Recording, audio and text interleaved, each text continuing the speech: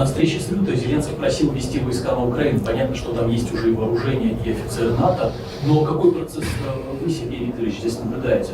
С одной стороны, Запад как будто бы уже жадничает и не хочет так финансировать Украину, как прежде. А с другой стороны, вот постоянно мы слышим эти попытки еще больше эскалации. Как вы думаете, до каких пор готовы идти в Вашингтон и Брюссель? Я не могу так же, как в чужие карманы залезать, так и в чужие мозги залезать. Зеленский, то, что он говорит, подтверждает с каждым разом его полную неадекватность. Неадекватность и как политика, в котором он пытается себя значит, предъявлять, так и неадекватность как просто человека нормального. Это печально. Что касается его покровителей, его хозяев, мы наблюдаем, конечно же, за теми дискуссиями, которые там идут, наблюдаем за тем, как здравомыслящие деятели политические требуют сконцентрироваться на собственных проблемах, которых там пруд-пруди и в Соединенных Штатах, особенно в Европе.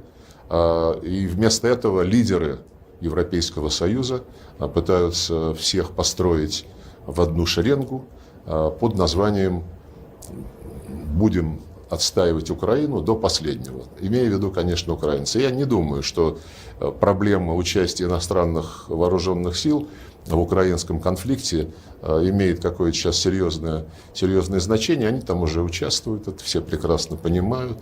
И инструкторы, которые фактически наводят соответствующие ракетные вооружения на цели на территории Российской Федерации. Без них украинская армия не смогла бы воевать. Всем это все понятно. Поэтому как он, Запад, я имею в виду, включая Лондон, как они будут дальше распоряжаться своим влиянием на этот режим, меня, честно говоря, особенно не интересует. Мы знаем, чего мы добиваемся, мы этого добьемся так или иначе. Завершающий вопрос, Раштон. Сергей Викторович, в американских СМИ сообщается, что секретной частью плана Зеленского является запрос на поставку ракет «Томагавк». Какова ваша позиция относительно продолжающей эскалации со стороны киевского режима?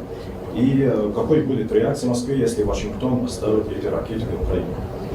И опять же, мы не можем заниматься гаданием на кофейной гуще, тем более гаданием на той субстанции, которой иногда пользуется президент Украины.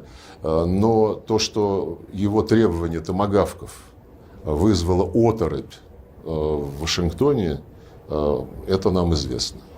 Поэтому, я думаю, они прекрасно понимают, с кем имеют дело, и уверен, что ради обеспечения безопасности Соединенных Штатов, американского народа, чтобы не подвергать его никаким рискам, они будут бить его по рукам, когда он продолжит пытаться втянуть Соединенные Штаты в войну против России.